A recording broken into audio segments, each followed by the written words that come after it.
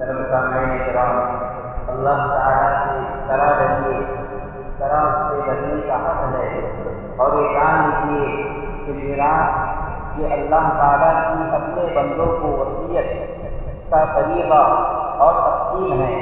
لہذا جو کوئی اسلام کے فرائض پر غور و فکر کرے گا اسے تعجب ہوگا کہ اللہ تعالیٰ نے سب سے اہم طریقہ نماز کے بارے میں اس کی رکعات کا تذکرہ نہیں کیا، بلکہ اسے رسول اللہ صلی اللہ علیہ وسلم پر چھوڑ دیا۔ اسی طرح زکوٰۃ وغیرہ جیسے اہم فرائض کی تفصیل کو بھی رسول اللہ صلی اللہ علیہ وسلم پر چھوڑ دیا، لیکن میراث کی مکمل تفصیل کو خود اللہ تعالیٰ نے قرآن کریم میں بیان کیا اور ہر وارث کے حق اور حصے کو بھی ذکر کیا۔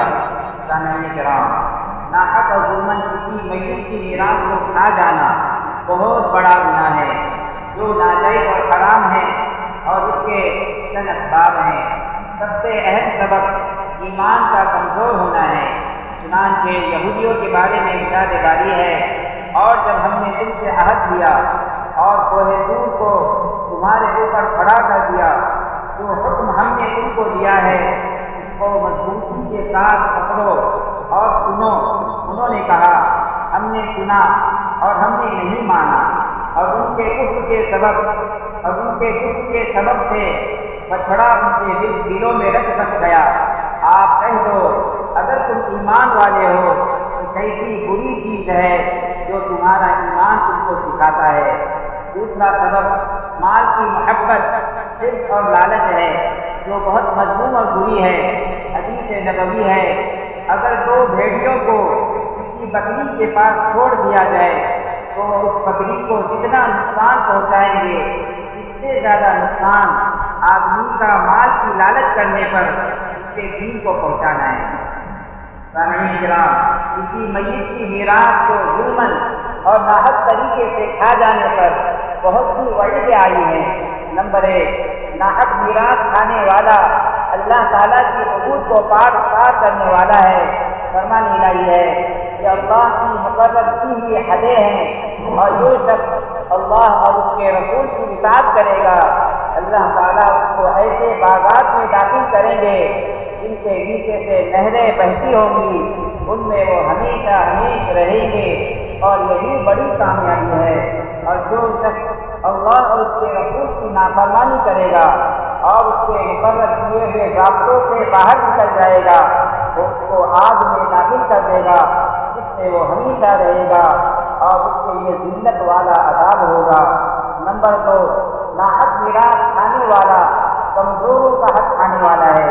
حدیث نبوی ہے، اللہ کے نبی صلی اللہ علیہ وسلم کا فرمان ہے، میں قیامت کے دن 2 کمزور کے بارے میں مقدمہ لڑوں گا، ایک یتیم کے بارے میں اور دوسرا عورت کے بارے میں۔ نمبر 3، ایسا شخص قیامت کے روز مفلس ہوگا۔ حدیث نبوی ہے، تم مفلس کسے سمجھتے ہو؟ صحابہ کرام نے کہا ہم نے مفلس وہ ہے جس کے پاس نہ درہم ہو نہ دینار۔ آپ صلی اللہ علیہ وسلم نے فرمایا حقیقی مفلس وہ ہے جو قیامت کے روز اس حال میں آئے گا کہ اس کے پاس نیکیوں کے پہاڑ ہوں گے، اور ساتھ میں اس نے کسی کو گالی دی ہوگی، کسی کا ناحق مال کھایا ہوگا، کسی کا خون بہایا ہوگا، کسی پر تہمت اور کسی کو مارا ہوگا۔ اس کے نام اعمال میں سے حقداروں کو نیکیاں دی جائیں گی، اور جب اس کی نیکیاں ختم ہو جائیں گی تو حقداروں کے گناہ اس پر ڈال کر اسے جہنم میں داخل کیا جائے گا۔ نمبر 4، میراث کے حقداروں پر ظلم و زیادتی کرنا بہت بڑا گناہ اور جرم ہے۔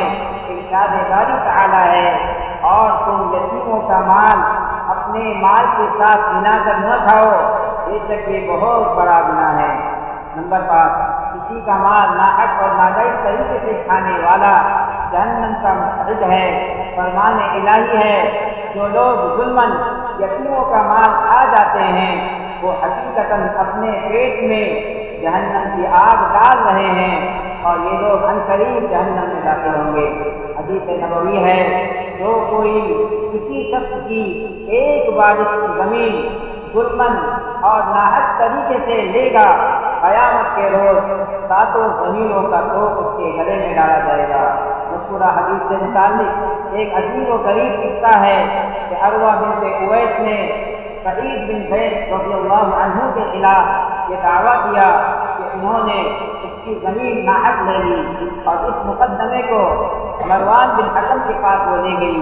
حضرت سعید بن زید رضی اللہ عنہ عشرہ مبشرہ میں سے ہے جن کو آپ صلی اللہ علیہ وسلم نے جنت کی بشارت دی ہے۔ انہوں نے مذکورہ حدیث ذکر کرنے کے بعد کہا، اس کے بعد میں کیسے کسی کی زمین ناحق لے سکتا ہوں؟ مروان نے کہا، اس کے بعد میں آپ سے کوئی گواہی نہیں مانگوں گا۔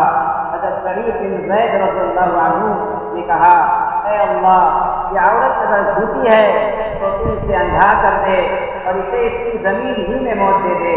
راوی کا کہنا ہے وہ عورت مرنے سے پہلے اندھی ہو گئی اور ایک دن اپنی زمین میں چل رہی تھی کہ اچانک ایک گڑھے میں گر کر وہ مر گئی۔ اللہ تبارک و تعالی ہمیں میراث کے احکام کو جان کر اس پر عمل کرنے کی توفیق عطا فرمائے، حقداروں کو اس کے حق ادا کرنے کی توفیق عطا فرمائے، کسی کی زمین ناحق لینے سے ہم سب کی حفاظت فرمائے۔ آمین۔ وآخر دعوانا ان الحمد للہ۔